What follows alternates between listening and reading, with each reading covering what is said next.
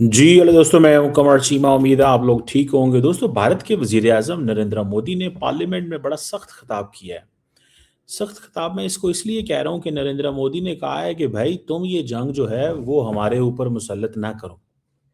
वो कैसे? कि closure of Hormuz strait is unacceptable. It means कि India stands with Israel, India stands with the American cause. Because India ये कहता है कि जो ईरान पे हमला हो रहा है उसको वो कंडेम नहीं कर रहे।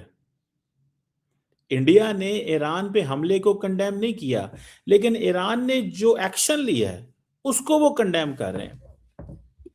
So that makes a point. इस पॉइंट की हमें समझ आ गई कि ये पॉइंट है क्या। तो आप अगर सिर्फ इसी चीज से अंदाजा लगा लें, मुझे जो लगता है मुझे जो लगता है वो ये है कि कहीं ना कहीं के ऊपर नरेंद्र मोदी ये समझते हैं कि एज ए ग्लोबल साउथ के मेजर कंट्री होने के नाते अगर उन्होंने ये पोजीशन ली, जो पोजीशन इसराइल और अमेरिका के खिलाफ होती है, तो उनकी जो एक पार्टनरशिप है वो कॉम्प्रोमाइज होती है। आप जरा सुने ये कहते क्या है, फिर मैं आपको बताता हूं कि इंडियन पोजीशन क्या है, इंडिया ने अभी तक किया क्या है। क्योंकि इंडिया कहता है अपने आप को वो ग्लोबल साउथ का लीडर है। तो as a global south leader उनकी क्या जिम्मेदारी है, क्या कमिटमेंट है, और वो कर क्या रहे हैं और बोल क्या रहे हैं, जरा सुनिएगा। जहां तक डिप्लोमेसी की बात है, भारत की भूमिका स्पष्ट है।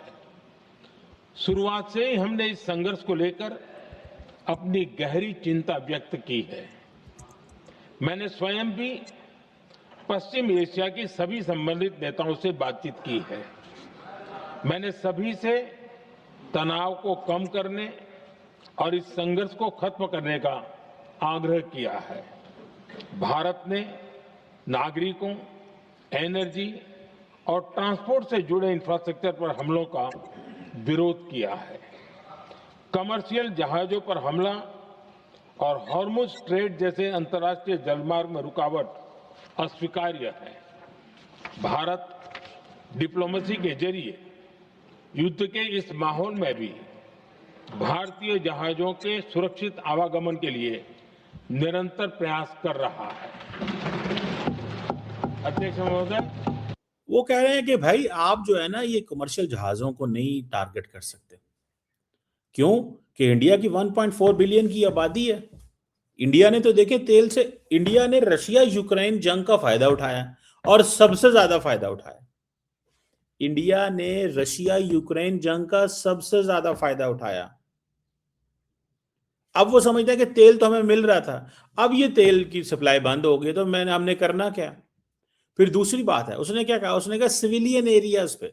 अच्छा, इंडिया की पोजीशन जो है वो ये है कि भाई सिविलियन एरियाज पे हमले नहीं होना चाहिए विदाउट नेमिंग एनी कंट्री। ना वो ईरान का नाम लेते हैं, ना वो इसराइल का नाम लेते हैं, लेकिन ज्यादा तो ईरान के अंदर सिविलियन एरियाज को टारगेट किया गया है ना।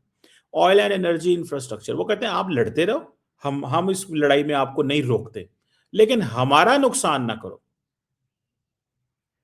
सो वो कह रहे हैं जी स्टेट ऑफ हार्मोस को जो क्लोजर है वो अनएक्सेप्टेबल है। इससे एक मुराद ये भी है कि भारत को अलाउ नहीं किया जा रहा उस तरफ फ्रीडम ऑफ नेविगेशन, तो it can impact their global energy supply, shipping route. India की energy security is at stake. मैं भी अगले दिन कहीं बात कर रहा था, मेरी नजर में ये जंग जो है ना वो जितनी देर मर्जी लड़ते रहे, वो हमें इससे क्या फर्क पड़ता है। भाई जंग उन्होंने लड़नी है ना, लड़े वो जंग, लेकिन हमें क्या फर्क पड़ता है, हमारी एनर्जी सिक्योरिटी को मसला है। So India stands with Israel in this war.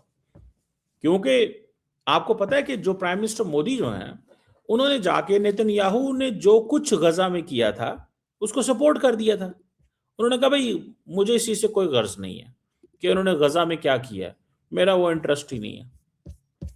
उन्होंने कहा मेरा इससे कोई इंटरेस्ट नहीं है, मेरा इंटरेस्ट सिर्फ इस चीज से है कि मैं ये समझता हूं कि मुझे, मेरी जो इकोनॉमी है वो मजबूत होनी चाहिए, मेरे ताल्लुकात ठीक रहने चाहिए। तो ये बात जो है ये बड़ी सिग्निफिकेंट चीज है। अच्छा, इंडिया कब तक, किस वक्त तक, अब वो अपने आप को हम कहते हैं हम फलस्तीन के साथ भी हैं। सो मुझे ये लगता है कि ये मसले हैं। अब मोदी साहब ने कहा है कि हम अपनी एनर्जी को डाइवर्सिफाई करेंगे। तकरीबन 41 मुल्कों से इंडियंस जो हैं वो तेल लेते हैं, तेल एंड गैस,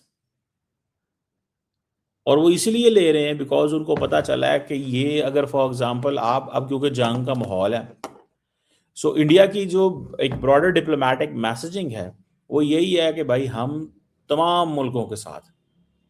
यही वजह है कि अगले दिन एक ब्लूमबर्ग ने स्टोरी की कि फ्रेंडशिप एवरीवेयर, लिवरेज नोवेयर।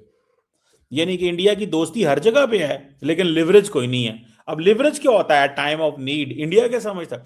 जब इंडियंस बार बार ईरान से राब्ता करते हैं वो एक चीज के लिए करते हैं कि gulf of Eden and state of Hormuz, ये दो जगहों पे हमारी एनर्जी सप्लाई लाइन का मसला है। गल्फ ऑफ ईडन पे वो कहते हैं कि भाई हौतीज बैठे हुए हैं, वो आपके पास एक कार्ड है, वो कार्ड हमें डिस्टर्ब ना करे। दूसरी बात वो ये कहते हैं कि भाई आपके पास जो ये स्टेट ऑफ हार्मुज है, ये तो अभी आया ना, किसी ने सोचा भी नहीं था स्टेट ऑफ हार्मुज बंद होगी, किसी ने सोचा भी नहीं था, बिल्कुल किसी ने नहीं सोचा हुआ था। सो मोदी साहब वो समझते हैं कि मुझे हर कीमत के अंदर। अच्छा, इंडिया ने क्या किया है? इंडिया ने कहा जी कि ये ब्रिक्स को भी उन्होंने इन्वोक करने की कोशिश की है कि जो ये एक अलायंस है या एक वो है, ठीक है जनाब। इंडिया ने कहा जी कि ये एक अलायंस है।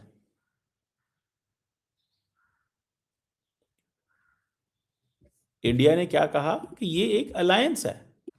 तो वो अपनी इस पोजीशन में लगे हुए हैं कि हमें किस तरह, कैसे कोशिश करनी। इंडिया ने ब्रिक्स को भी इन्वोक किया, लेकिन ब्रिक्स का, अच्छा ब्रिक्स में ये है कि there is no one country, UAE is also part of the BRICS. UAE भी ब्रिक्स का हिस्सा है और ईरान भी ब्रिक्स का हिस्सा है। सो ईरान की फ्रेंडशिप बहुत है, इंडिया की फ्रेंडशिप बहुत है, बट लिवरेज का मसला आ रहा है कि from where they can get what they want to get. America के पास कॉम्प्रिहेंसिव ग्लोबल स्ट्रेटेजिक पार्टनरशिप है। आपको याद होगा कि जब अमेरिकन लीडरशिप रोज कोई ना कोई बात करती थी कि टैरिफ के हवाले से, तो नरेंद्र मोदी साहब एक ट्वीट करते थे कॉम्प्रिहेंसिव ग्लोबल स्ट्रेटेजिक पार्टनरशिप। वो ट्रम्प को कहते थे मेरी तुम्हारे से बड़ी लंबी चौड़ी पार्टनरशिप है। ट्रम्प कहता था मेरी तुमसे कोई पार्टनरशिप नहीं है। मैंने तो जिसके साथ मेरा नेटो का अलायंस है, जो मेरे ईयू के मेंबर हैं, आजकल तो ट्रम्प साहब उनको भी पेपर टाइगर कहते हैं कि तुम तो कुछ भी नहीं यार, तुम तो मेरे साथ आए नहीं और स्टेट ऑफ हार्मस खिलवाने के लिए। तो नरेंद्र मोदी साहब कहाँ रह गए? तो the question is very clear है। द क्वेश्चन इज कि द लीडरशिप इन इंडिया जो ये वो कह रहे हैं, वो India definitely doesn't stand with Iran. India का इस वक्त जो मीडिया डिस्कोर्स है वो क्या है? इंडिया का मीडिया डिस्कोर्स क्या है, मुझे बताएं। इंडिया का media discourse supports Israel. India की जो मीडिया की सारी जो है वो दैट सपोर्ट ईरान, वो इजराइल को सपोर्ट करता है। इंडिया मल्टी अलाइनमेंट की बात करता है, ठीक है जी। इंडिया कहता है जी कि जी हम वो जिसे कहते हैं ना, हमें हमें इस चीज से कोई गर्ज नहीं है, कोई मतलब इंडिया एक तो किसी से लड़ना नहीं चाहता, याद रखिएगा। वो चाइना से भी नहीं लड़ना चाहता। यहीं पे अमेरिकन को कंफ्यूजन हो गई कि ये इंडिया, अमेरिकन ने ये महसूस कर लिया है कि India is not a player to whom on we can rely. So they stopped supporting, you know, उन्होंने इनको सपोर्ट करना बंद कर दिया, इनको सपोर्ट करना बंद कर दिया, किसी किस्म की सपोर्ट बंद कर दी। उन्होंने कहा नहीं पायन सॉरी, नहीं पायन सॉरी, मतलब मुमकिन नहीं है। अब वो अमेरिकन पीछे हट गए। वो मल्टी अलाइनमेंट, इंडिया कहता है हमारी मल्टी अलाइनमेंट है, वो कहते हैं मल्टी अलाइनमेंट कोई नहीं। अमेरिका के केस में जो अमेरिका के, देखिए याद रखें, जो जो अमेरिका के अलाइज है ना, उनका इम्तिहान आ जाना है, याद रखिएगा, वो कोई भी हो। यूरोपियंस का नहीं आया पिछले 20 साल, 2 जंगें लड़ी, यूके साथ जाना पड़ा उधर इराक 2003-4, फिर अफगानिस्तान, अभी वो किसको कह रहा है, अभी वो मिडल ईस्ट की इम्तिहान है। सो अमेरिका से दोस्ती का मतलब यह है कि आपका इम्तिहान आ जाना है। इंडिया को पता ये इम्तिहान आना है। इंडिया, दैट्स व्हाई इंडिया से भाई पीछे रहो, कोई जरूरत ही नहीं नजदीक जाने की, कोई जरूरत ही नहीं है नजदीक जाने की, कुछ करने की जरूरत ही नहीं है, stay away. It's not necessary कि हम जो है ना वो कोई जंग लड़ें या कुछ करें। वो सॉरी यार, छोड़ो परे, क्या करना और क्या ना करना और किस तरह की वो बातें करते हैं। समझ रहे हैं जनाब आप बात को? मुझे कहीं ना कहीं ऐसे लगता है, व्हाट आई हैव गैदर्ड सो फार, मुझे ये लगता है कि इंडिया ने अपनी पोजीशन यही रखनी है, और इंडिया को लोग, people start taking less serious in a way कि yes you can do business with them but you can not bank on them. International politics में यू मस्ट हैव अलायंसेस, ठीक है? मतलब आप ये चीज तो समझते हैं ना? तो ये मुझे भी कम से कम ऐसे ही लगता है कि किस तरह की चीजें जो हैं वो यू नो सामने आ रही हैं। बहरहाल ये एक बड़ी इंटरेस्टिंग सिचुएशन है, ये बड़ा इंटरेस्टिंग सिनेरियो है भाईजान। मैं इसको देख के बहुत ज़्यादा वो I am in a position at this moment, मैं ये कह सकता हूँ कि it's a very challenging time for India. वो ना, इंडिया ने ईरान के खिलाफ पोजीशन ली है, इंडिया इजराइल के खिलाफ कभी नहीं जाएगा। इंडिया के economic, military, defence, security, technological, strategic interest Israel के साथ। और मैंने आपको बताया था कि नरेंद्र मोदी साहब जब गए थे इंडिया, उधर गए थे अमेरिका, सॉरी इजराइल गए थे, तो he went there for what?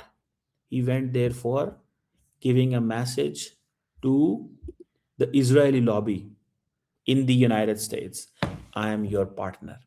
मेरा ख्याल करें, ये ट्रम्प साहब जो है ना, ये हमें थोड़ा सा झटके दे रहे हैं, इनको कहें हमारे साथ ऐसे ना करें। You are getting my point?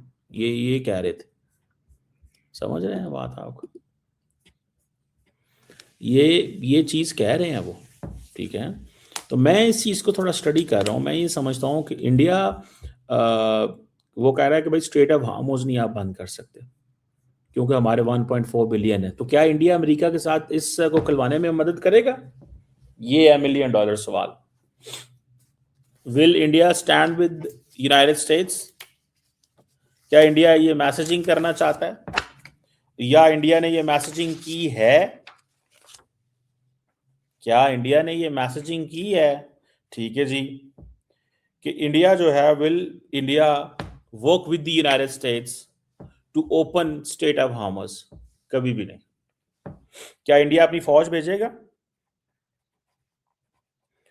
India रोज कहता था हमने अपनी नेवी को भेज दिया पायरेट्स के खिलाफ। आपने देखा होगा इंडिया पायरेट्स के खिलाफ बहुत ज्यादा लगा हुआ था। हम जब ये इलेक्शन हो रहे थे इंडिया के अंदर, तो आपने देखा होगा इंडियन रोवी रोज कहीं ना कहीं लगी हुई थी। पायरेट्स पायरेट्स, इधर जनाब ये किया, पाकिस्तान की हमने मदद कर दी, हमने जॉर्डन की मदद कर दी, हमने ईरान की मदद कर दी, हमने फलां मुल्क की मदद, किसी ना किसी मुल्क की मदद करते रहते थे पायरेट्स के खिलाफ। जब वाकई स्टेट ऑफ हार्मोज बंद हुई है तो नेवी नजर ही नहीं आ रही। नेवी उस जंग से बहुत दूर चली गई है। क्या नेवी को वहां जाना चाहिए अंदर? क्या इंडिया की नेवी को स्टेट ऑफ हार्मोज में जाना चाहिए?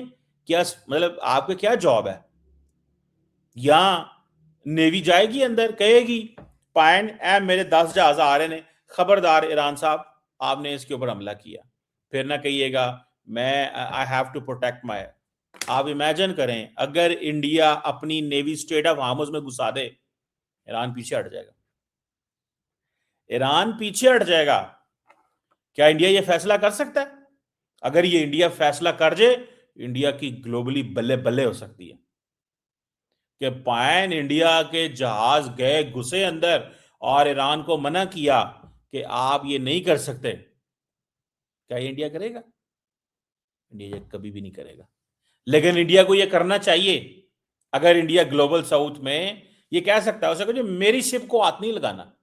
हाँ, फोन पे एक दो वो जैसे वो मैं वो देख रहा था, उन्होंने जयशंकर ने कहा there is no blanket arrangement with India with Iran on passing off the Indian ships. कोई ब्लैंकेट अरेंजमेंट नहीं है हमारा उनके साथ। उन्होंने 2 गुजरने दिए, दैट्स इट।